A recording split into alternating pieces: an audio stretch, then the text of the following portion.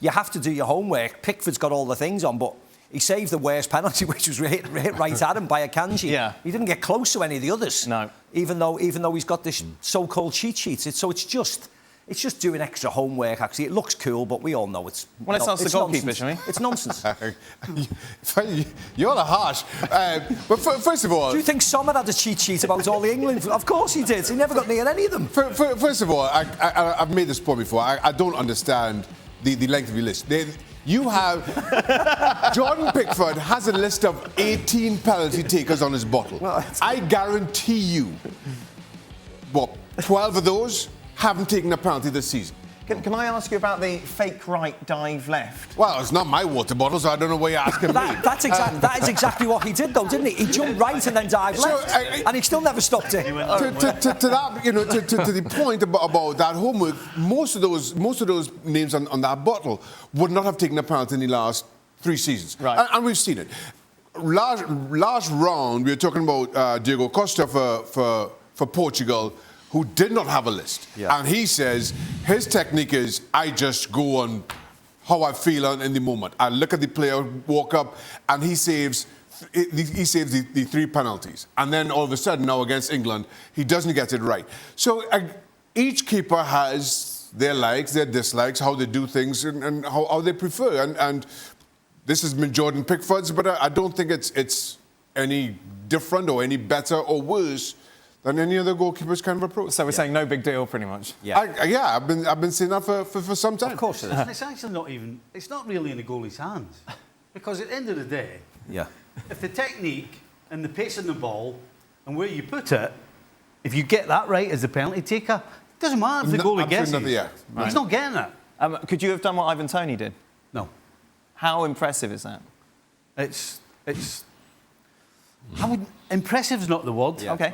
It's weird. That's how Dwight York used to take his penalties like that. Dwight used to take his penalties that way. It's not as impressive as Trent smashing it in on the last one. Really? But that's how he takes his penalties. Right. Everybody's got their own way of taking it, whether it's a stutter, whether it's stopping, whether it's this, whether it's that. And as he said, the Ivan Toney one is very brave because he doesn't take any run-up and he always just places it either side of the goalie without looking at the ball. He's mental. How do you deal with that as a goalkeeper? I'm not sure. That comes down to timing. And as I say, Dwight York used to take his penalties exactly the same. Didn't look at the ball. He was waiting for the goalkeeper to move. And as soon as the goalkeeper moved, he could put it either side. And that's the issue in dealing with that kind of penalty. How you get your timing just right. How do you just wait for as long as it takes? That's the difficult part for a goalkeeper, because Ivan Toney, as could Dwight, as I say, put it either side within inches of the post. And Ivan Toney, that's why he only takes 2 paces. I mean, it's kind of like muscle memory. He's only taking 2 paces because if it was any more, he might miss the ball. I mean, he's not going to go at the edge of the box and run as fast as he can and hit it. Without looking at the ball. It's because he's got a specific 2 paces that means that he doesn't have to look at the ball. He's 100% convinced in his mind he's probably done this 100,000 times, right? And that's why he doesn't have to look at the ball. But that takes a lot of trust, I tell you. Let's take a look at the odds, shall we, as who's going to win the Euros. We're down to 4 teams now. Spain taking on Germany on Tuesday, and then it's the little matter. Taking on Germany? Oh, no, sorry. Spain are taking on France. Oh. Spain, Germany was the other round. I was just wondering. England, meanwhile, taking on the Dutch. For the Germans around you, Archie, are they just hoping at anyone but England? The Germans don't really hate England, nowhere near as much as the English seem to hate Germany, as I found out through countless number of songs that have been sung around me this tournament. Germany's main rivals traditionally are the Netherlands and Italy, but I think the thing that the Germans find offensive about England is the style of football that's being played. Yeah. The amount of messages I have had sent my way about ridiculous doses of luck that England have had and how they should be nowhere near the semi-finals has made it all the sweeter that England have then got further than Germany in the tournament. But yeah, I can see what they mean. It's just that I think in club football we're so used to seeing teams play their way, or the top teams play their way into the box and create opportunities that way. And you think about the way England have scored their goals this tournament.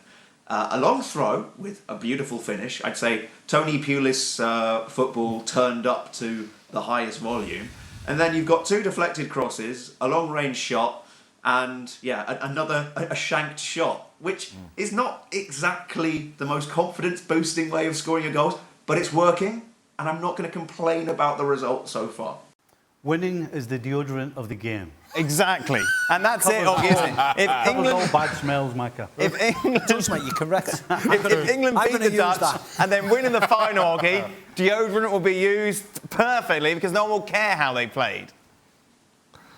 Yeah, exactly. I mean, England have got to the semi-finals. They've probably had about 4 good minutes in the tournament, and that is the reality of it, isn't it? They've really ground the way to the semis. But I think we're getting to the point now where semi-finals is just about par for Gareth Southgate and this team, because that's where people think they should be if they get to the final. I think even if they lose, it'll kind of be forgiven a little bit for what happened before. But he's not getting the most out of this team. He's not getting the best out of this team, and it is a bit of a worry. You've got a lot of elite world-class players, and you've got a coach who's probably championship level, lower league, Premier League. I don't know. I mean, I just think this great generation of players is not being utilised by a good enough coach, and I think that's partly the reason why the football's not great, because he doesn't know what to do with these players. He doesn't know how to get the key players in. He should know how to get Cole Palmer into the team, because Cole Palmer makes a difference. He's like, he reminds you of Florian Wirtz a little bit in the sense that he just does things that you don't expect. He runs forward with the ball. He makes things happen. He doesn't play like he's playing in a formulaic system. He's just got a bit of the street footballer about him. Yep.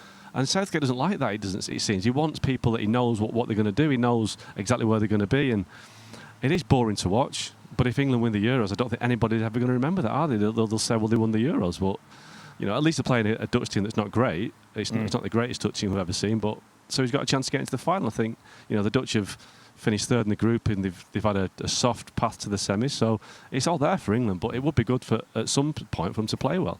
That's exactly what the English population think like, what Oggy's just said then. That's the frustration. Everybody's thrilled that they got to the semi-finals. Everybody hopes that we're going to win. But everybody wants them to play better and utilise the talents that they've got. If Cole Palmer doesn't play, everybody will be like, why isn't he on the pitch again? Why isn't he there? If he carries on with the same back 4 or... it will drive people mad. That's the frustrating part about it. But we're all behind him. Yep. We're all thrilled to bits. But he's not going to change, Macca. We've said this a billion times. He's not going to wake up on Wednesday morning. The first 75 minutes until he made the 3 panic changes, England hadn't had a shot on target. No. So if that doesn't tell you we need to change, apart from the 4 games previous, that's what we all want. Oggy, we'll let you go. Where are you, by the way, Mark? I'm on Gab's balcony in Berlin. What a treat! Yeah. Is he in? It's just overlooking the Brandenburg Gate. No, what was that I don't know what it is, noise? actually. It's probably entertaining, the diplomats or something in Berlin. I don't know. Of course, it'll be boring someone somewhere with a story.